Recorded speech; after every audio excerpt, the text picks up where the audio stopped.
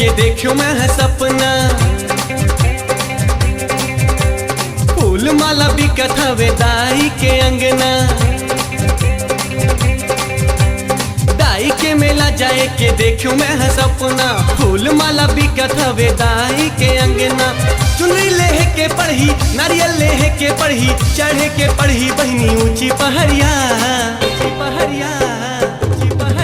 देख होगे मैं तैयार तहु चल दाई दुआर, देख होगे मैं तैयार तहु चल दाई दुआर।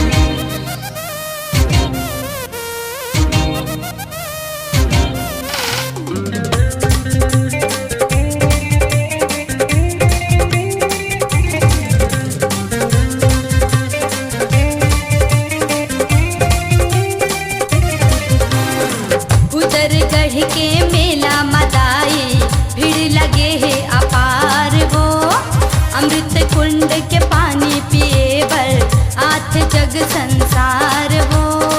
मौका गवाबे नहीं, देरी लगाबे नहीं, जल्दी बंधा लेते हैं चुनरी माथे माँ, चुनरी माथे माँ, चुनरी माथे माँ। देख होके मैं तैयार तहु चल दाई दुआर, देख होके मैं तैयार तहु चल दाई दुआर।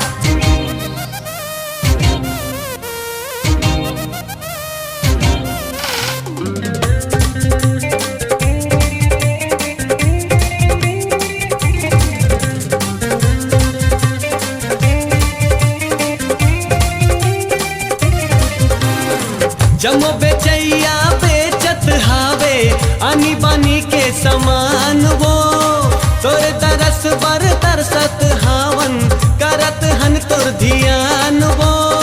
मोरो भखाला सुन ले सेवाला दाई गुन ले, आशीष देला पर ही अपन बेटा ला, अपन बेटा ला, अपन बेटा ला। देख होगे मैं तैयार कहूँ चल दाई दुआर, देख होगे मैं तैयार कहूँ चल दाई दुआर। दाई के मेला जाए के देखियो मैं हाँ सपना, फूल माला बिकत हवे दाई के अंगना। दाई के मेला जाए के देखियो मैं हाँ सपना, फूल माला बिकत हवे दाई के अंगना। चुनरी लेहे के पढ़ी, नारियल लेहे के पढ़ी, चढ़े के पढ़ी भैया ऊंची पहाड़िया, ऊंची पहाड़िया, ऊंची पहाड़िया। देख होके मैं तैयार तहु चल दाई दुआर, देख होके मैं तैयार तहु चल दाई दुआर। देख होगे मैं तैयार तहु चल दाई दुआर, हाँ देख होगे मैं तैयार तहु चल दाई दुआर। देख होगे मैं तैयार तहु चल दाई दुआर, देख होगे मैं तैयार तहु चल दाई दुआर।